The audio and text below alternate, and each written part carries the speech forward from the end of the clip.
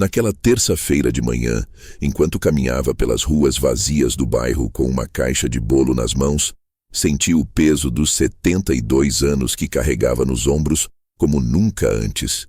O vento frio batia no meu rosto, e por um momento pensei em voltar, retornar para minha pequena casa e celebrar meu aniversário sozinho, como já havia feito tantas outras vezes nos últimos anos. Mas algo dentro de mim, talvez a última faísca de esperança que me restava, me impulsionou a continuar caminhando rumo à casa da Camila. Meu nome é Júlio Martins, e durante 40 anos trabalhei como segurança na usina metalúrgica de São Nicolas. Mãos calejadas, costas doloridas, turnos noturnos que me roubaram anos de sono, mas sempre com a certeza de que cada sacrifício tinha um propósito: minha família. Depois que Maria Helena, minha esposa, nos deixou há 5 anos por causa daquela maldita doença que a levou em apenas 6 meses, pensei que pelo menos me restava o mais importante: meus filhos, especialmente Camila, minha única filha. A casa onde eu vivia com Maria Helena havia se tornado grande demais, silenciosa demais. Cada canto me lembrava dela. O jardim onde ela plantava suas rosas, a cozinha onde preparava aqueles ensopados que enchiam a casa inteira com aromas que agora só existem na minha memória. Vendi essa casa e me mudei para um apartamento menor, mas guardei cada centavo da venda. Sabia que um dia seria útil para meus filhos. Camila morava numa casa modesta com Estevão, seu marido, e Nicolas, meu neto de 8 anos. Estevão era um homem que nunca me olhou com respeito, sempre com aquele sorriso falso e aqueles olhos que pareciam calcular o valor de tudo o que eu tinha. Mas Camila o amava, e eu, aprendi a engolir meu orgulho por amor à minha filha.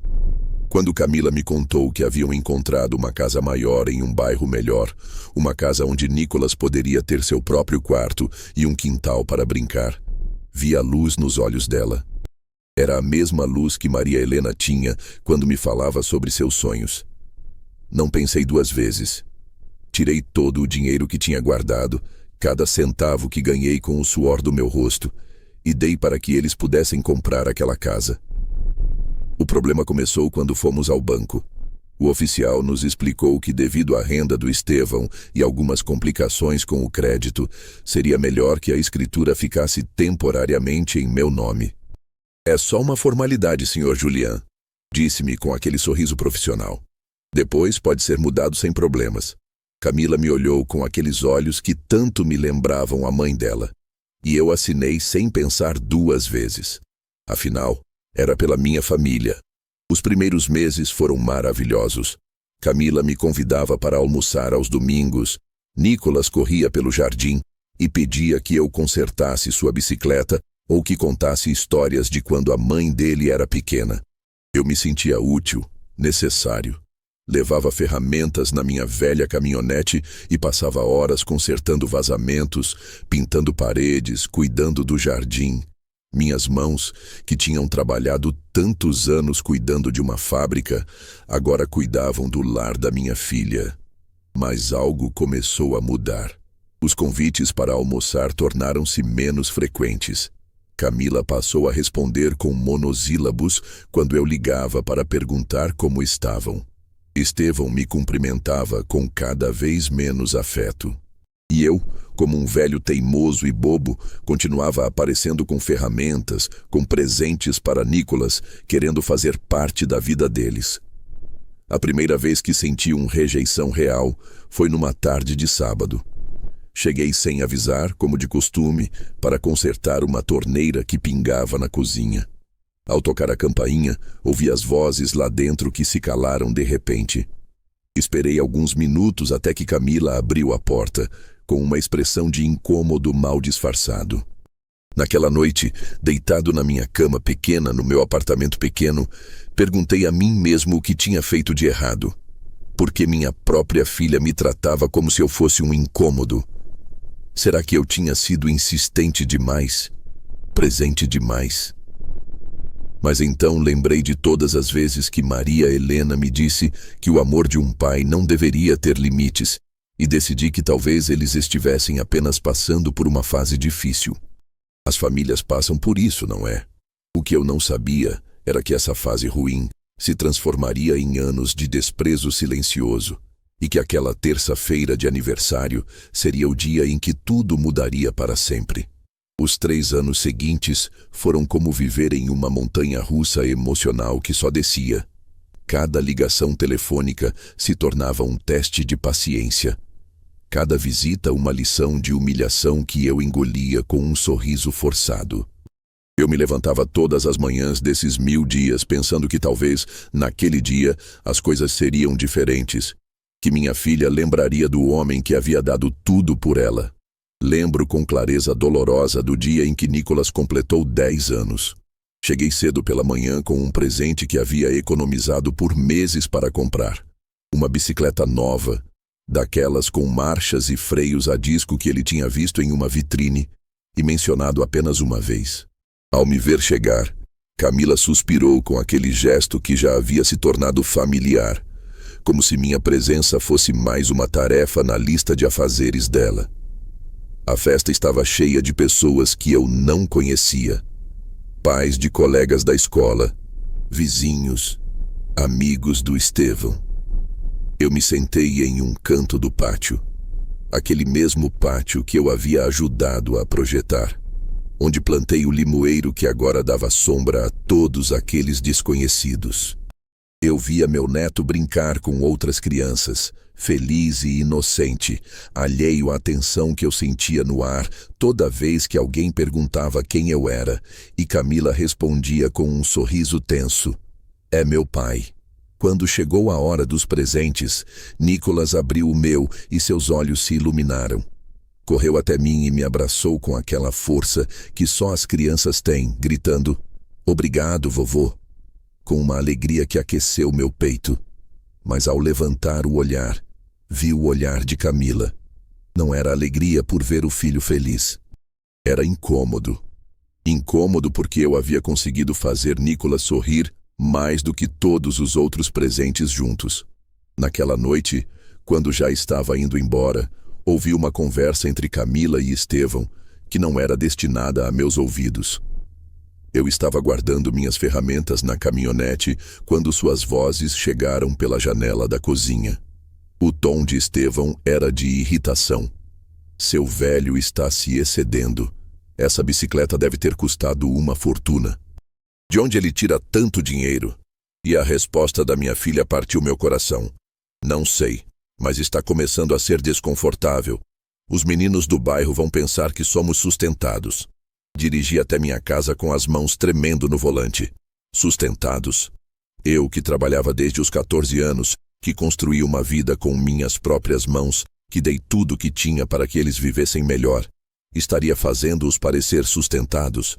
Os meses seguintes foram ainda piores.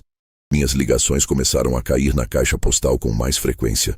Os convites para almoçar se reduziram a datas especiais, e mesmo nessas ocasiões, eu me sentia como um convidado desconfortável em uma casa que, tecnicamente, era minha.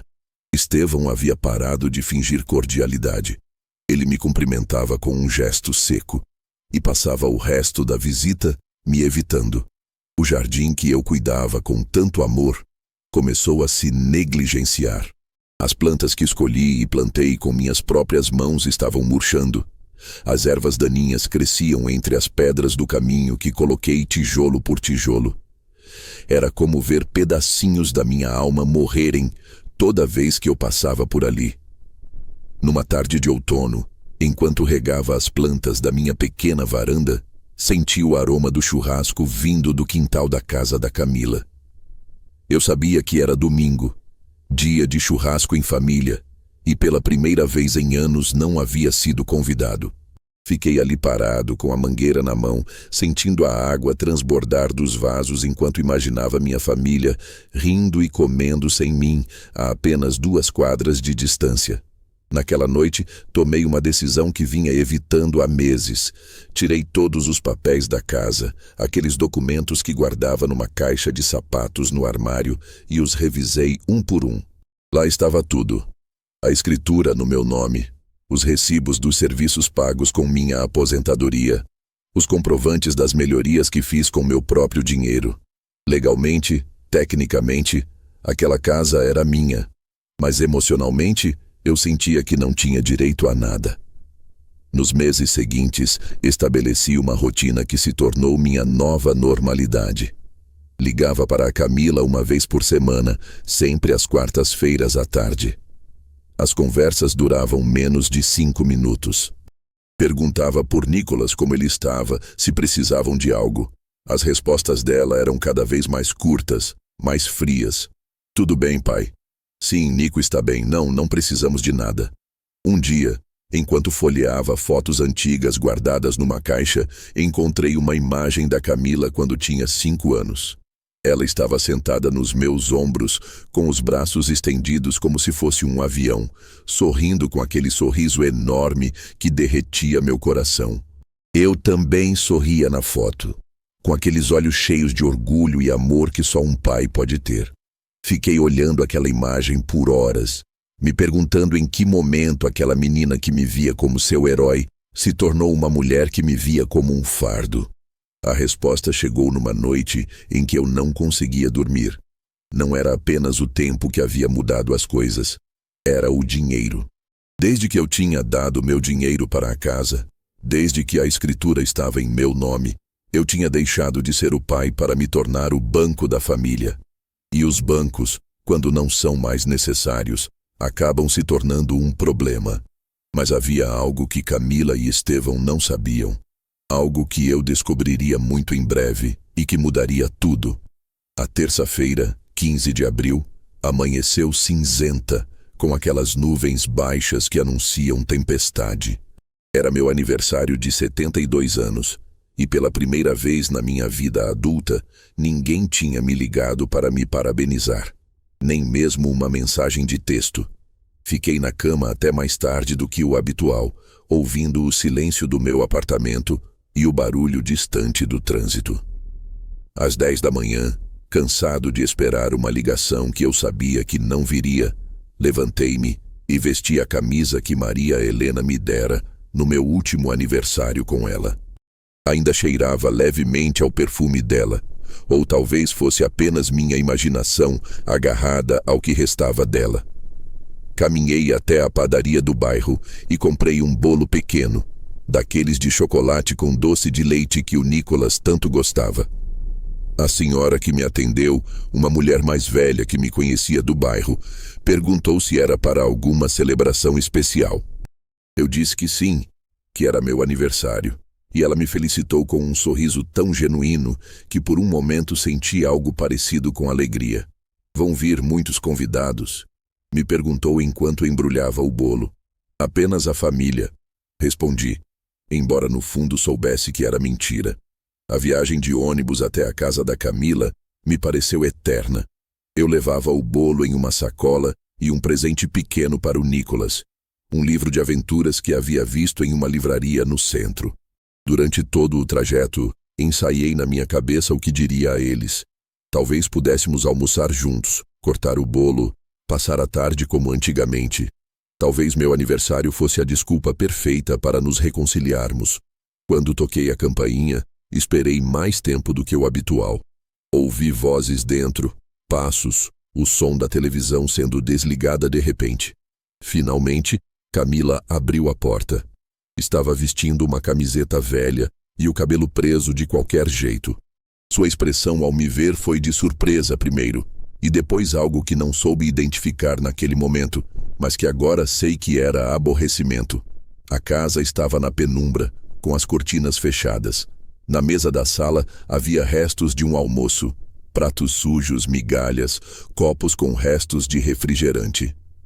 Nicolas estava no quarto brincando no computador e Estevão veio da cozinha enxugando as mãos com um pano de prato. Papai, me disse Camila com um sorriso forçado, não sabíamos que você ia vir. É meu aniversário, respondi, levantando a sacola com o bolo. Pensei que poderíamos comemorar juntos. O silêncio que seguiu foi tão pesado que até o ar parecia difícil de respirar. Estevão e Camila se olharam com aquela cumplicidade que os casais têm quando precisam se comunicar sem palavras. Eu conhecia esse olhar. Já o tinha visto tantas vezes entre Maria Helena e eu, quando Camila era pequena e aprontava alguma travessura. Claro, papai. Feliz aniversário. Ela finalmente me disse, mas a voz soava vazia, como se as palavras fossem moedas falsas. Sentei-me na poltrona que havia sido meu lugar habitual durante anos, mas que agora parecia estranho, como se fosse a primeira vez que eu estivesse ali. Nicolas saiu do quarto quando Camila o chamou, me cumprimentou com um beijo rápido na bochecha e voltou correndo para o seu jogo. Estevão ficou parado no umbral da cozinha, olhando para o celular. Eu tentei puxar conversa. Perguntei como eles estavam, como o Nicolas estava na escola, se tinham feito algo especial durante o fim de semana. As respostas foram monossilábicas, sorrisos forçados, olhares para o relógio. Era evidente que minha presença os incomodava, que eu tinha interrompido algo, embora eu não soubesse o quê. Depois de meia hora de tentativas frustradas de conversa, sugeri que cortássemos o bolo. Camila foi buscar pratos e facas, mas fez isso com a mesma expressão de quem cumpre uma obrigação desagradável. Quando acendemos as velhinhas, cantaram o "Parabéns pra você" da forma mais apagada que eu já tinha ouvido na vida. Ao cortar o primeiro pedaço, tentei fazer uma piada sobre a minha idade, algo sobre estar mais perto dos 80 do que dos 70. Ninguém riu. Estevão continuava olhando para o celular. Camila recolhia migalhas inexistentes da mesa, e Nicolas comia sua porção em silêncio. Foi então que tentei algo que vinha planejando há semanas. Tirei um envelope do bolso, daqueles envelopes Manila que guardam documentos importantes. Queria aproveitar para falar sobre algo importante, disse a eles com a voz um pouco trêmula. Tenho pensado em fazer algumas mudanças em relação à casa. A reação foi imediata. Estevão levantou o olhar do telefone pela primeira vez em toda a tarde. Camila parou de recolher migalhas imaginárias. Até Nicolas pareceu prestar atenção. Que tipo de mudanças, pai? Perguntou Camila, e pela primeira vez em meses, sua voz demonstrava interesse verdadeiro. Bem, continuei, sentindo que tinha a atenção completa deles pela primeira vez em anos. Estive revisando os documentos e acho que já é hora da escritura passar para o seu nome. Afinal, esta é a sua casa, sua família. Esperava sorrisos, agradecimentos, talvez até um abraço. O que recebi foi algo completamente diferente. Estevão limpou a garganta e disse: Na verdade, Julián, estávamos falando sobre isso com a Camila. Achamos que talvez fosse melhor esperar um pouco mais. Sabe como é por questões de impostos e essas coisas. Camila assentiu rapidamente. Sim, pai. Além disso, do jeito que está agora, não temos problemas. Para que complicar? Fiquei olhando para eles, tentando processar o que acabara de ouvir. Durante 3 anos, acreditei que eles queriam que a casa fosse legalmente deles. Durante 3 anos, pensei que a única razão pela qual não havíamos feito a transferência era por complicações burocráticas. Mas ali estavam, me dizendo que preferiam que as coisas continuassem como estavam.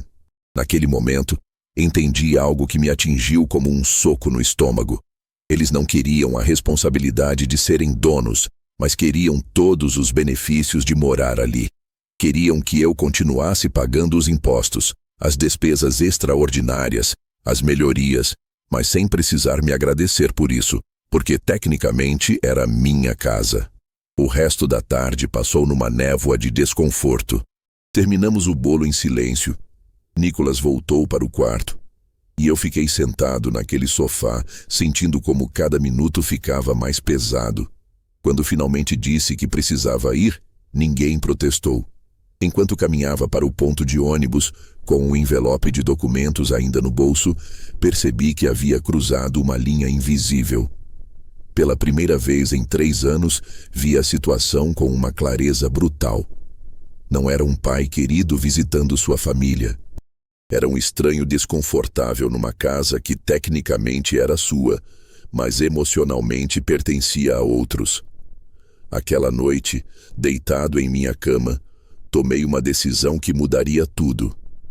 Eu não ia mais ficar implorando por amor. Não ia mais mendigar um lugar em uma família que claramente não me queria ali. Era hora de Júlio Martins recuperar sua dignidade. Mas antes que eu pudesse agir com base nessa decisão, algo ia acontecer que mudaria as regras do jogo para sempre. Os dias seguintes ao meu aniversário foram estranhos. Pela primeira vez em anos, não liguei para Camila na quarta-feira. Não apareci no fim de semana com ferramentas para consertar algo. Não perguntei se precisavam de algo no supermercado. Era como se eu tivesse decidido me tornar invisível. E a verdade é que essa invisibilidade doía menos do que a indiferença disfarçada de obrigação familiar. Na sexta-feira à tarde, enquanto tomava mate na minha pequena varanda, o telefone tocou. Era um número que eu não reconhecia, mas algo me fez atender. "Senhor Júlio Martins?" perguntou uma voz feminina profissional. "Sim, sou eu." Fala a doutora Patrícia Mendoza, do escritório jurídico Mendoza e Associados. "Preciso falar com você sobre um assunto relacionado a uma propriedade em seu nome no bairro Vila Nova." Meu coração acelerou. Problema com a casa da Camila? Algum processo? Dívidas que eu desconhecia? Pode ser mais específica, doutora? "Prefiro que nos encontremos pessoalmente, Sr. Herrera. Poderia vir ao meu escritório na segunda-feira de manhã? Tenho informações importantes para lhe dar." Esse fim de semana foi um dos mais longos da minha vida. Fiquei girando e girando a chamada na minha cabeça, imaginando cenários cada vez piores. Talvez Estevão tivesse feito algo ilegal, e agora eu fosse responsável porque a casa estava no meu nome. Talvez houvesse algum problema com os documentos originais. Talvez fossem me tirar a casa e minha família ficasse na rua por minha culpa.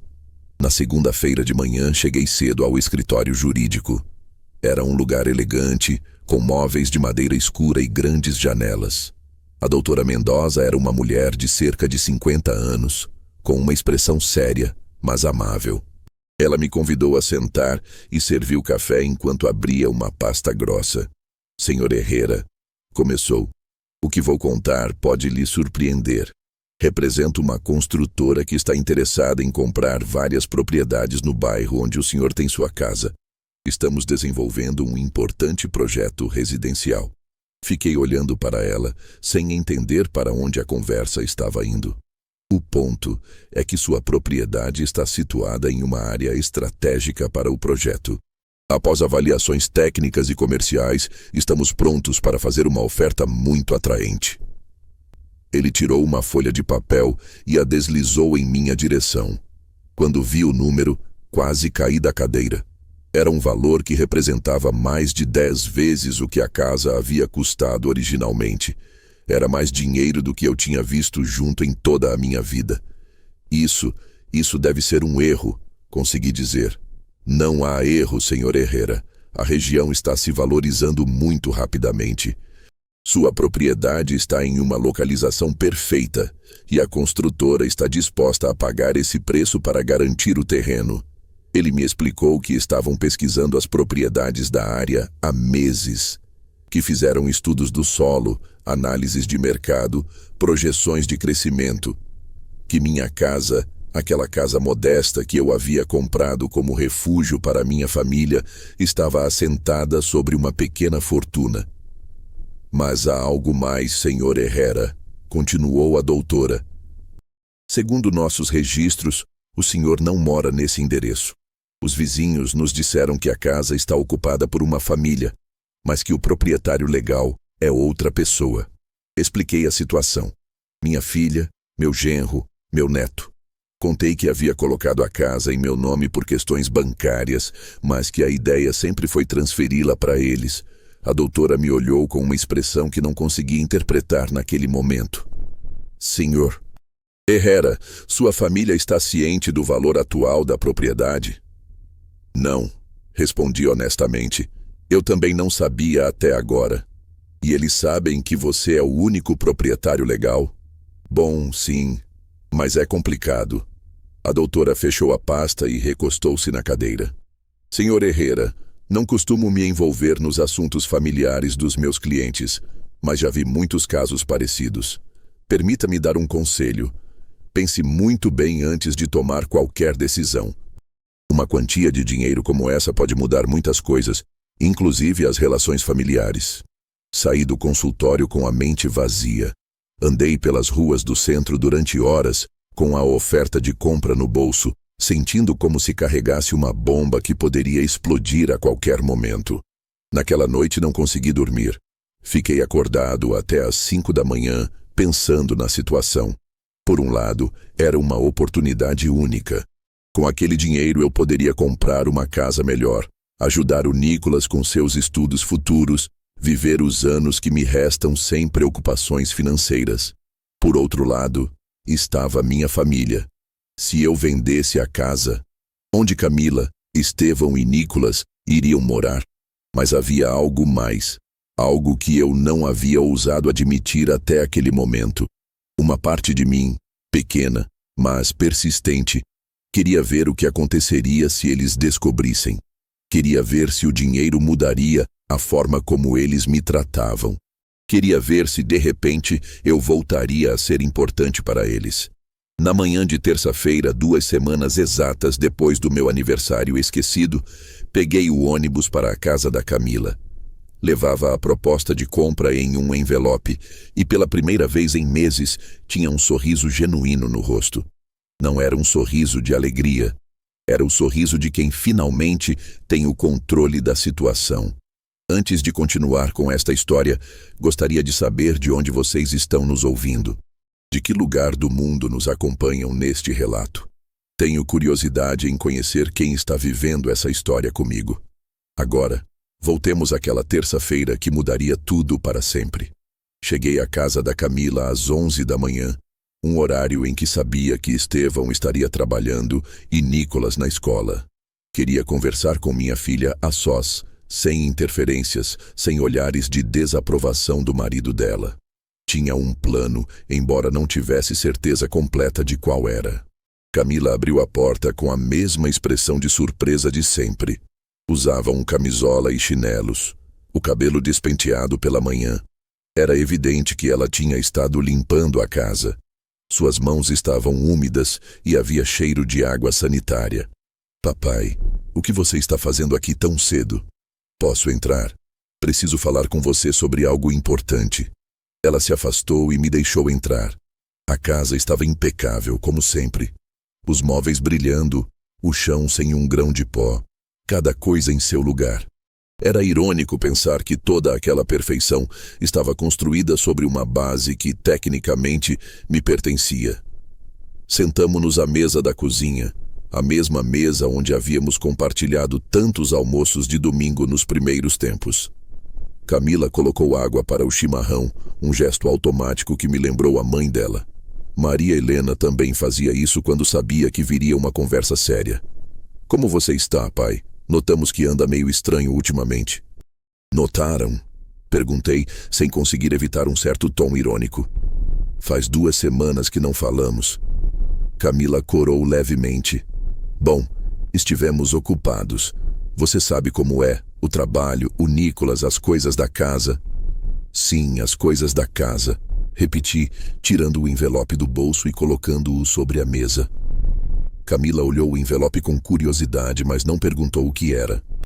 Eu fiquei em silêncio por alguns minutos, estudando seu rosto, perguntando-me como ela reagiria ao que estava prestes a lhe dizer. Camila, comecei finalmente. Você sabe quanto vale esta casa? A pergunta a pegou de surpresa. Ela ficou com o mate no meio do caminho entre a mesa e a boca. O que você quer dizer? Quanto vale no mercado imobiliário atual? Você tem ideia de quanto poderíamos conseguir se a vendêssemos? Ele riu nervosamente. Papai, por que você está me perguntando isso? Não estamos pensando em vender. Eu estou, respondi, e vi como sua expressão mudou completamente. Como assim você está? Recebi uma oferta de compra, expliquei, apontando para o envelope. Uma construtora quer comprar a casa para um projeto imobiliário. Camila deixou a cuia de chimarrão sobre a mesa com as mãos trêmulas. Papai, esta é a nossa casa. Aqui mora minha família. Você não pode vender sem nos consultar. Consultá-los? Perguntei. E pela primeira vez em anos minha voz tinha uma firmeza que eu não reconhecia. Camila, a casa está no meu nome. Eu coloquei o dinheiro, eu assinei os papéis, eu pago os impostos. Legalmente não preciso consultar ninguém. O silêncio que se seguiu foi tão denso que podia ser cortado com uma faca. Camila me olhava como se fosse a primeira vez que me via na vida. Como se tivesse descoberto que o pai dela era um estranho, capaz de coisas inimagináveis. Você não pode estar falando sério, sussurrou finalmente. Abri o envelope e tirei a proposta de compra. Coloquei-a diante dela, espalhando as folhas sobre a mesa da cozinha, como se fossem cartas de um jogo em que, finalmente, eu tinha a mão vencedora. Quando Camila viu o valor, a cor desapareceu completamente do seu rosto. Ela ficou olhando para o papel durante o que me pareceu uma eternidade, passando a mão pelo cabelo várias vezes, como fazem as pessoas quando não conseguem processar o que estão vendo. Isso não pode ser real, murmurou. É muito real. A doutora Mendoza me explicou que a região está se valorizando. Aparentemente, nossa casinha modesta está sobre uma pequena fortuna. Nossa casa, repetiu Camila, agarrando-se a essa palavra como a um salva-vidas. Minha casa, corrigia suavemente, mas com firmeza. Tecnicamente, legalmente minha casa. Ela se levantou da cadeira tão rápido que quase a derrubou. Começou a andar pela cozinha como um animal enjaulado, gesticulando e falando rápido. Papai, você não pode fazer isso. Esta é a casa do Nicolas, é onde ele cresceu, onde estão seus amigos. Estevão e eu investimos anos de trabalho aqui, melhoramos tudo, cuidamos de cada detalhe. Com o meu dinheiro, eu a interrompi. As melhorias foram feitas com o meu dinheiro. Os impostos são pagos com a minha aposentadoria. Os consertos eu faço com as minhas ferramentas. Camila parou de repente e me olhou com uma expressão que eu nunca tinha visto antes. Era uma mistura de incredulidade, medo e algo que parecia muito com ódio. Isso é uma vingança? Ela me perguntou. É por aquele dia, pelo seu aniversário? A pergunta doeu mais do que eu esperava, porque ela tinha razão. Em parte, sim, era uma vingança. Mas não do tipo que ela imaginava. Não é vingança, Camila. É justiça. Justiça? Que injustiça te fizemos? Levantei-me lentamente da cadeira. Pela primeira vez em anos, senti-me mais alto, mais forte, mais presente na minha própria vida. Quer que eu faça uma lista? 3 anos de ligações que vão direto para a caixa postal. 3 anos de visitas onde me tratam como se eu fosse um vendedor incômodo. 3 anos pagando impostos de uma casa onde não sou bem-vindo. Um aniversário em que nem se lembraram de me ligar.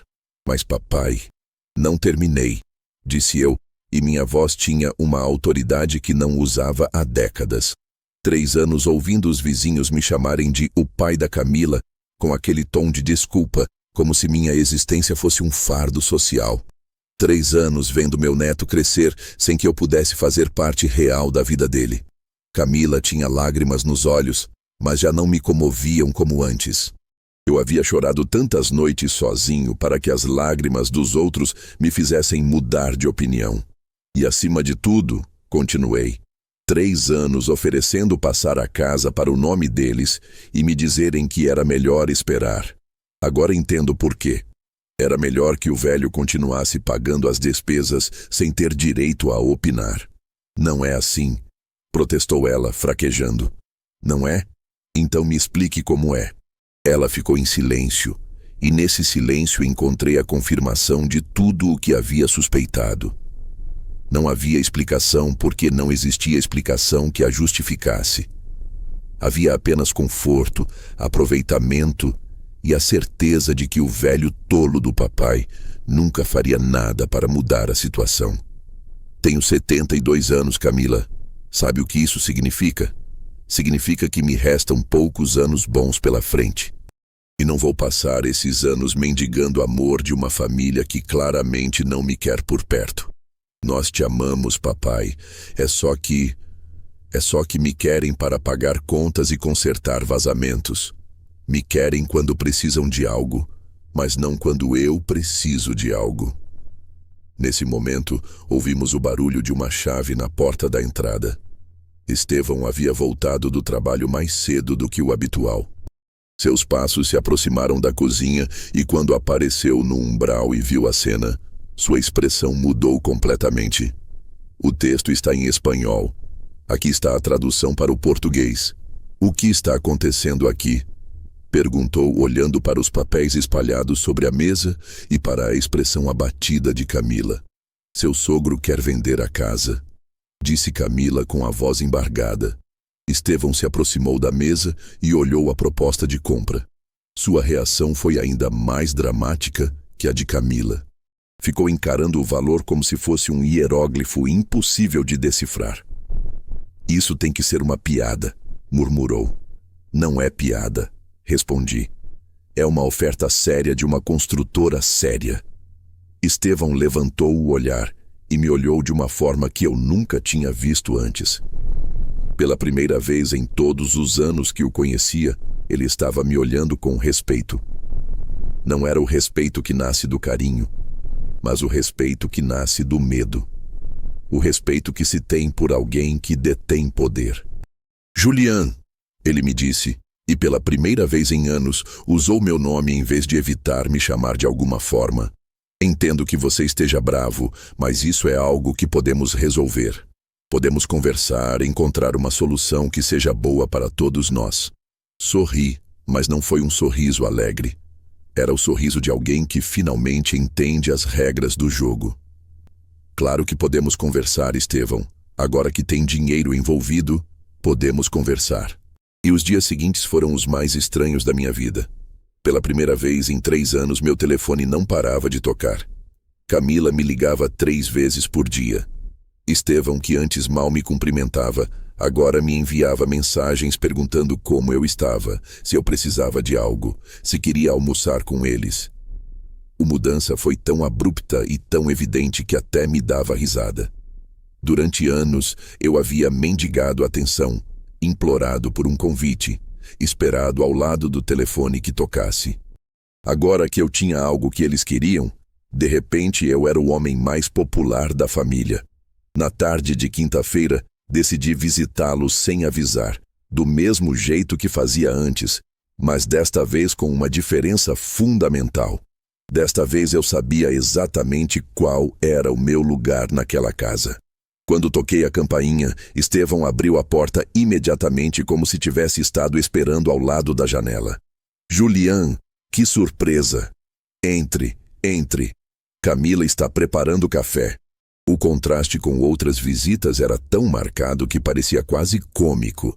Ele me acompanhou até a sala como se eu fosse um convidado de honra, ofereceu-me a melhor poltrona, perguntou se eu estava com frio, se queria que ligasse o aquecedor. Camila apareceu vindo da cozinha com uma bandeja completa. Café recém-feito, bolachinhas, até um pedaço de bolo que ela havia comprado especialmente. Seus olhos estavam inchados. Era evidente que ela havia estado chorando, mas seu sorriso era o mais largo que eu tinha visto em anos. Papai, trouxe seu café do jeito que você gosta, bem forte. Sentei-me no sofá e os observei os dois.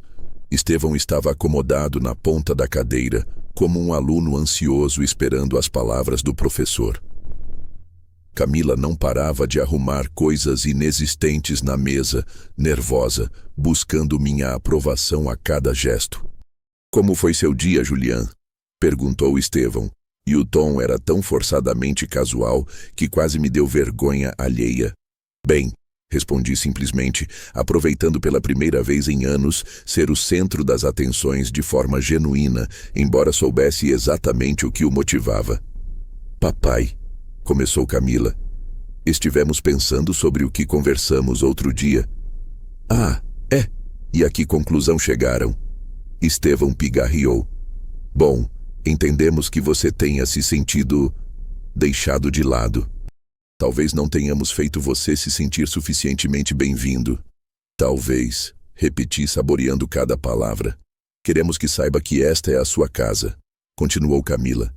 Sempre foi sua casa. Você pode vir quando quiser, ficar quando quiser. Na verdade, estávamos pensando, você não gostaria de se mudar para cá? Poderíamos arrumar um quarto bonito e confortável para você. A proposta me surpreendeu. Durante anos, sonhei que alguém me dissesse algo assim. Durante anos, imaginei fazer parte real do cotidiano deles. Ajudar o Nicolas com a lição de casa, compartilhar jantares em família, não precisar pedir permissão para visitar minha própria família. Mas agora que finalmente me ofereciam isso, eu sabia exatamente por que o faziam. É uma proposta interessante, disse a eles. E isso tem a ver com a oferta de compra? Eles se olharam, e nesse olhar vi anos de cumplicidade que me excluíam, anos de decisões tomadas às minhas costas, anos de se beneficiarem da minha generosidade enquanto me mantinham à margem. Não tem nada a ver, mentiu Camila. Tem a ver com o fato de sermos família. Família? Perguntei, e pela primeira vez em muito tempo, minha voz tinha um tom que eles não reconheciam. Quando começamos a ser família de novo? Na terça-feira, quando mostrei os documentos da construtora para vocês? O silêncio que se seguiu foi desconfortável para eles, mas para mim foi libertador. Pela primeira vez em anos, eu disse exatamente o que pensava. Pai, por favor, sussurrou Camila. Nós não somos assim. Não? Então me explique por que, em 3 anos, nunca me ofereceram para eu me mudar para cá, mas agora, 3 dias depois de descobrirem que a casa vale uma fortuna, de repente querem que eu me mude. Estevão tentou assumir o controle da conversa. Julian, sejamos práticos. Se você vender a casa, todos perdemos. Você perde um investimento que pode continuar crescendo. Nós perdemos nosso lar. Nicolas perde sua estabilidade. Ah, agora sou eu quem perde. Ri. Há 3 dias ofereci transferir a casa para o nome de vocês e disseram que era melhor esperar. Agora parece que sou eu quem perde se a vender. É diferente, protestou Camila. Diferente como? Por quê? Por quê? Ela não conseguiu terminar a frase porque não havia como finalizá-la sem admitir a verdade. Que só me queriam por perto quando tinham algo a ganhar. Naquele momento chegou Nicolas da escola. Entrou correndo como sempre, jogou a mochila em qualquer lugar e veio me cumprimentar com um beijo. Era o único gesto genuíno que eu havia recebido naquela casa em meses. Vovô, como você está? Veio consertar alguma coisa? A pergunta inocente do meu neto me partiu o coração. Para ele, eu era o avô que vinha consertar coisas. Não era o avô que vinha visitá-los por amor. Não era o avô que vinha passar tempo com ele. Era o avô que vinha quando algo quebrava. Não, Nico. Desta vez eu vim só para conversar. Podemos brincar depois? Tenho um jogo novo no computador. Talvez, eu disse, embora soubesse que depois da conversa que íamos ter, talvez não houvesse mais visitas para brincar. Camila disse a Nicolas para ir fazer a lição de casa, que os adultos precisavam terminar de conversar. Quando ele foi, a máscara de cordialidade caiu completamente. Papai, disse Camila com lágrimas nos olhos, mas com uma dureza na voz que eu nunca tinha ouvido antes. Você não pode fazer isso conosco. Você não pode destruir uma família por um capricho. Um capricho? Repeti lentamente.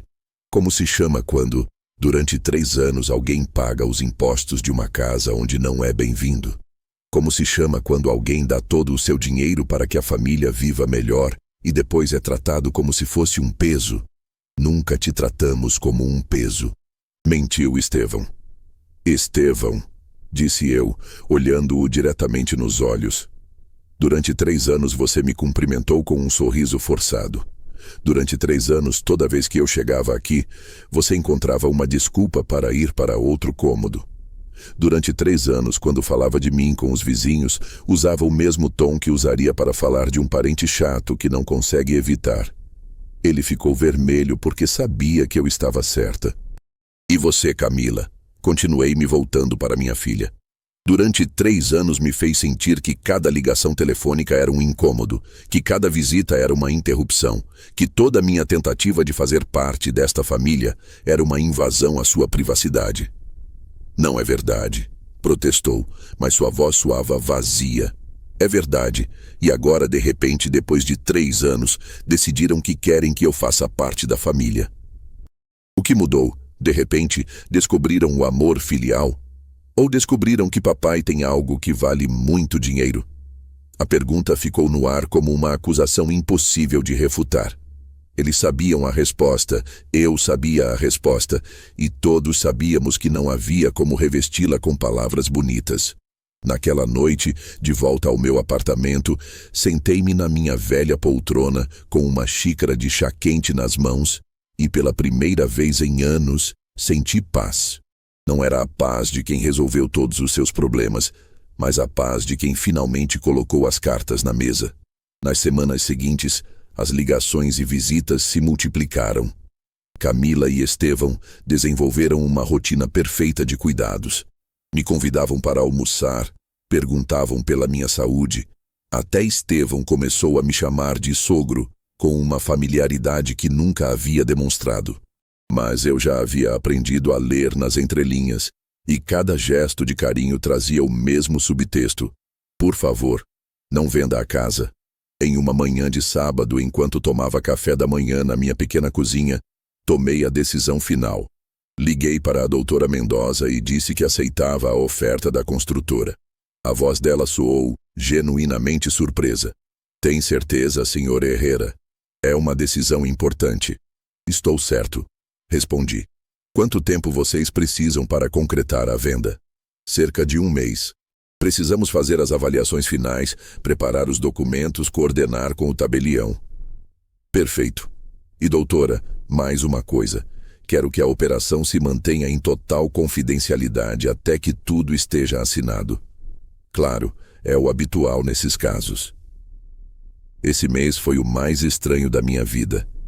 Por fora, tudo continuou igual. As ligações da Camila, os convites para almoçar, a súbita atenção de uma família que havia descoberto meu valor. Por dentro, eu me sentia como um ator desempenhando o papel de um homem que ainda acreditava nas casualidades do afeto. Usei esse tempo para fazer algo que não fazia há anos: pensar em mim mesmo.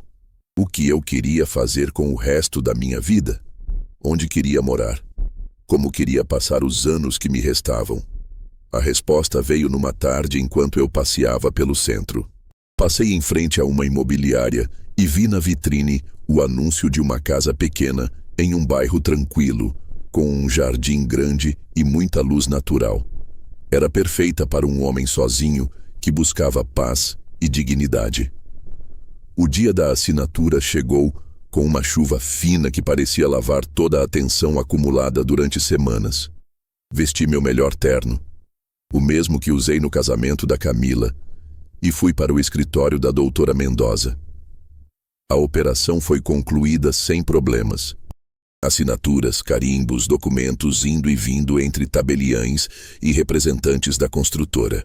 Em menos de 2 horas, tornei-me um homem com mais dinheiro do que jamais sonhei em toda a minha vida de trabalho. Parabéns, Sr. Herrera, disse a doutora enquanto me entregava um cheque que parecia irreal. Já tem planos para o dinheiro? Alguns, respondi com um sorriso que ela não conseguiu interpretar. Naquela tarde comprei a casa que havia visto na vitrine. À vista, sem financiamentos, sem intermediários. Depois, dirigi-me à casa da Camila para ter a conversa final. Cheguei às 5 da tarde, horário em que sabia que todos estariam em casa. Nicolas fazendo o dever de casa, Estevão assistindo televisão, Camila preparando o jantar. A rotina familiar da qual eu havia sido excluído durante anos e na qual agora havia sido incluído por motivos que nada tinham a ver com o amor. Quando Camila abriu a porta, seu sorriso era tão largo e tão falso que me deu pena. Papai, que surpresa! Justamente estava preparando bife à milanesa, seu prato favorito. Preciso falar com vocês, disse. Que o Estevão também venha. Eles se sentaram na sala com aquela atitude expectante que haviam aperfeiçoado durante o último mês. Eu fiquei em pé, com as mãos nos bolsos, sentindo o peso das chaves da minha nova casa. Queria avisar que vendi a casa, disse sem rodeios. O silêncio que se seguiu foi absoluto. Nem mesmo a respiração se ouvia. Camila ficou pálida. Estevão abriu a boca, mas nenhum som saiu. Como assim você vendeu a casa? Camila conseguiu articular finalmente. Eu aceitei a oferta da construtora. Todos os documentos foram assinados esta manhã. Mas você não nos consultou, gaguejou Estevão. Consultar vocês?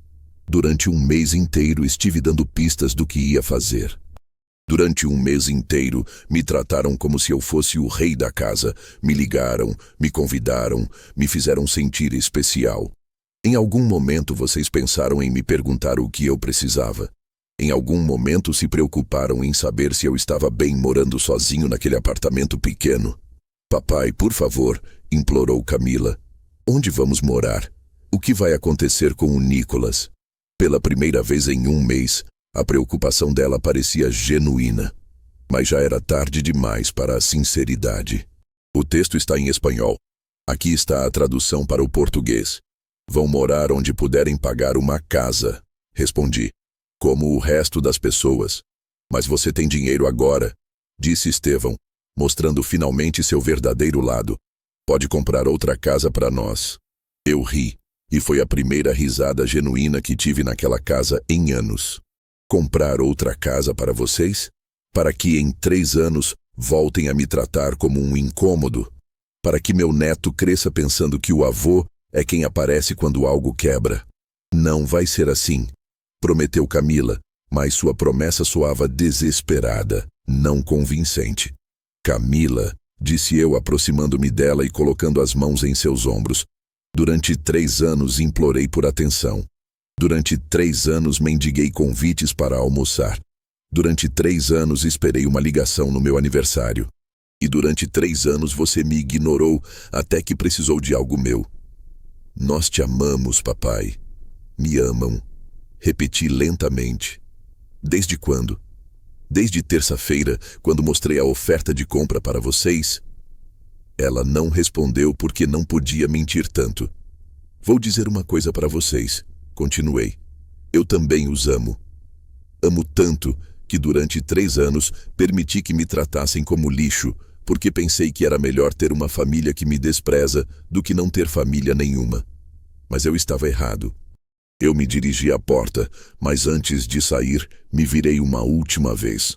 Vocês têm 60 dias para desocupar a casa. É o que está estipulado no contrato com a construtora. Tempo suficiente para encontrarem outro lugar. E você? Perguntou Camila com lágrimas nos olhos. Onde você vai morar? Eu já tenho casa. Comprei uma esta tarde. Uma casa pequena com um jardim grande, onde vou viver em paz. E nós, sua família? Minha família, repeti pensativamente. Minha família me ligou uma vez em 3 anos para o meu aniversário. Minha família me tratou como um funcionário de manutenção durante 3 anos. Minha família só percebeu que eu os amava exatamente quando descobriram que eu tinha algo que lhes interessava.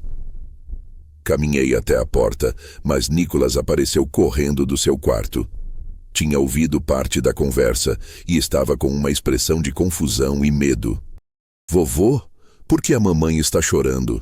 Abaixei-me para ficar na sua altura e olhei em seus olhos. Foi a parte mais difícil de tudo, porque ele era inocente em tudo isso. Nico, seu avô vai se mudar para uma casa nova, mas você sempre será meu neto e eu sempre vou te amar.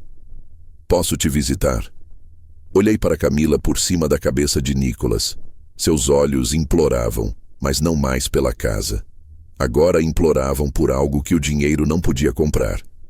Claro que você pode me visitar, disse a Nicolas, quando quiser. 3 meses depois, eu estava regando as plantas do meu novo jardim quando a campainha tocou. Era Nicolas, sozinho, com sua bicicleta nova e um sorriso tímido. Oi, vovô. Posso ficar um pouco? Toda a tarde, se quiseres, respondi. E pela primeira vez em anos, ele foi completamente sincero.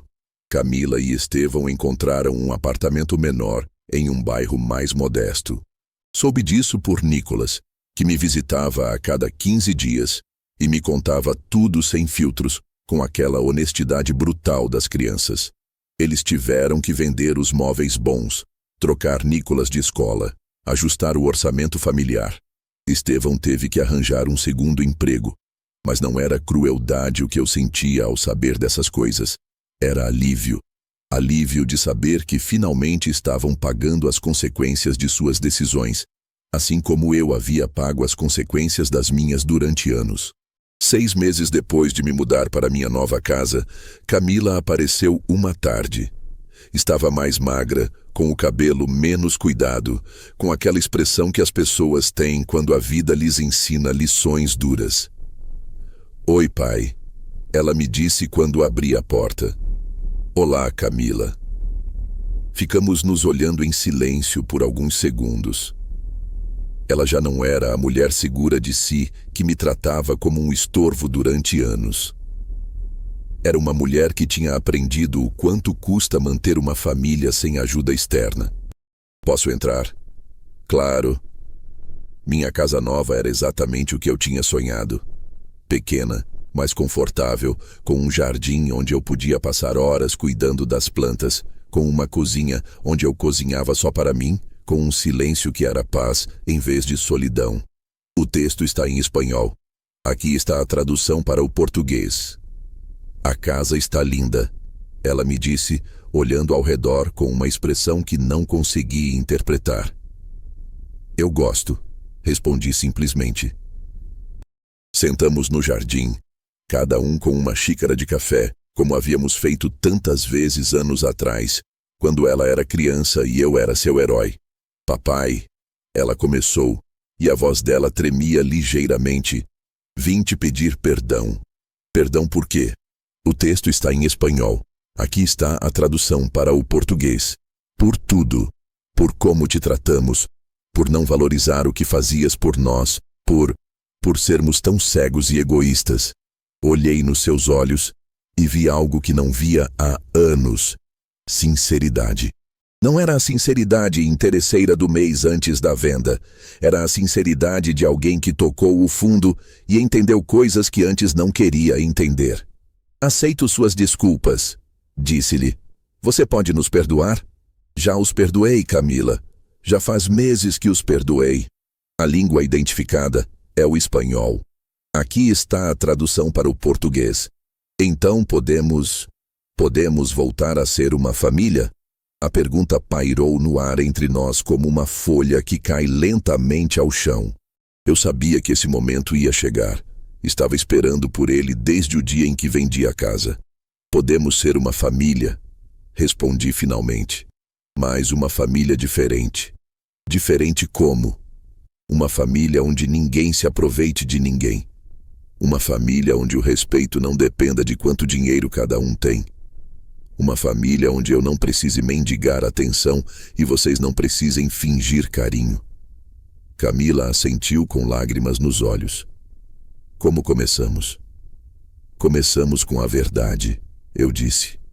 "Durante 3 anos me trataram mal porque podiam. Durante 1 mês me trataram bem porque precisavam.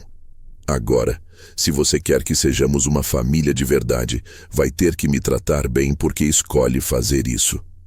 Ela ficou em silêncio por vários minutos, processando o que eu disse. Finalmente, secou as lágrimas e me olhou com um sorriso pequeno, mas genuíno. "Posso ir te visitar na próxima semana? Não porque precise de algo, mas porque quero passar um tempo com meu pai." "Eu adoraria", respondi, e pela primeira vez em anos quando disse "eu adoraria", era completamente verdadeiro. Hoje, 2 anos depois de vender aquela casa e comprar esta onde agora vivo em paz, posso dizer que recuperei algo mais valioso do que o dinheiro. Recuperei minha dignidade. Camila me visita a cada 15 dias, e a cada visita descubro um pouco mais da mulher que ela se tornou quando deixou de considerar meu amor como garantido. Estevão demorou mais, mas eventualmente também entendeu que o respeito não se negocia. Nicolas, que agora tem 12 anos, continua sendo a luz da minha vida. Ele vem passar os fins de semana prolongados comigo, me ajuda no jardim e desenvolvemos uma relação que é tudo o que sonhei que poderia ser a relação entre um avô e seu neto. Aos homens que estão ouvindo esta história e que se reconhecem na minha situação, quero dizer algo. Nunca é tarde demais para recuperar a dignidade. Nunca é tarde demais para parar de mendigar amor de quem não está disposto a oferecê-lo genuinamente. E nunca é tarde demais para começar a viver para si mesmo, em vez de viver para agradar os outros. O dinheiro da venda me deu liberdade econômica, mas a decisão de não continuar aceitando migalhas emocionais me deu algo muito mais importante. Devolveu-me a paz interior. Todas as manhãs acordo na minha casa, minha verdadeira casa, e não tenho medo do dia que começa. O amanhã não me assusta mais, porque finalmente aprendi que a velhice não precisa ser sinônimo de humilhação, que ser pai não significa ser um banco disponível 24 horas por dia, e que o amor verdadeiro nunca vem acompanhado de contas a pagar. Minha história não é uma história de vingança, embora muitos possam vê-la assim. É uma história de justiça. A justiça de um homem que decidiu deixar de viver de joelhos para começar a viver em pé. A justiça de alguém que entendeu que respeito não se implora, se conquista, e que quando não te dão, tens todo o direito do mundo de buscá-lo em outro lugar. Às vezes, nas noites silenciosas da minha nova casa, enquanto leio um livro na minha poltrona favorita ou escuto música no rádio, penso em tudo o que aconteceu e não sinto rancor. Sinto alívio. Alívio por ter encontrado a força para mudar uma situação que me estava matando lentamente. Alívio por ter apostado na minha própria dignidade quando todos esperavam que eu continuasse apostando no conforto dos outros. O dinheiro que obtive com a venda não me comprou apenas uma casa nova. Comprou-me a liberdade de escolher quem pode fazer parte da minha vida e em que condições. Comprou-me o direito de dizer não sem sentir culpa. Comprou-me a possibilidade de ser avô por amor e não por obrigação. Mas, acima de tudo, devolveu-me algo que eu havia perdido nesses anos de humilhação. A capacidade de olhar no espelho e sentir orgulho do homem que via refletido. Cada centavo daquela venda valeu a pena, não pelo dinheiro em si, mas pelo que representou. A possibilidade de escrever um final diferente para a minha história. Um final onde o protagonista não morre esperando migalhas de afeto, mas vivendo com a plenitude que merece qualquer homem que trabalhou honestamente a vida toda. O texto está em espanhol. Aqui está a tradução para o português. Se tem algo que aprendi nestes 74 anos que tenho agora, é que nunca é tarde demais para retomar o controle da sua própria vida. Nunca é tarde demais para deixar de ser o coadjuvante na história dos outros e se tornar o protagonista da sua. Meu nome é Júlio Martins. Trabalhei 40 anos como segurança. Enterrei a mulher que amei, criei uma filha com sacrifício e amor. E durante 3 anos, permiti que me tratassem como se eu fosse invisível. Mas hoje, enquanto escrevo estas linhas no jardim da minha casa, sob a sombra da árvore que plantei com minhas próprias mãos, posso dizer com certeza que recuperei o mais importante que um homem pode ter: minha dignidade. E essa dignidade, diferente do dinheiro, não se vende, não se doa e não se mendiga. Ela se conquista todos os dias, com decisões que te permitem olhar no espelho sem desviar o olhar.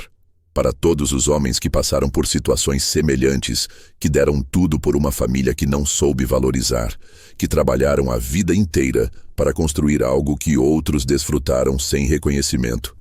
Quero dizer o seguinte: não é tarde demais. Enquanto você tiver mais um dia de vida, tenha a oportunidade de mudar as regras do jogo. Não se trata de vingança, trata-se de justiça. A justiça que vem quando finalmente você decide que sua felicidade vale tanto quanto a de qualquer outro. A justiça que chega quando você entende que o amor não pode ser construído sobre o medo ou a conveniência. Hoje, domingo, enquanto escuto o silêncio perfeito do meu jardim e espero a visita do Nicholas, que virá esta tarde para me ajudar com as plantas, posso dizer sem mentir que sou um homem em paz. Uma paz que eu não conhecia desde antes de Maria Helena adoecer. Uma paz que nasce de saber que cada dia que vivo agora é um dia que escolho viver para mim. O dinheiro acaba, as casas são vendidas, as famílias mudam. Mas a dignidade, quando você a recupera, é para sempre. E eu, Júlio Martins, aos 74 anos, finalmente a recuperei.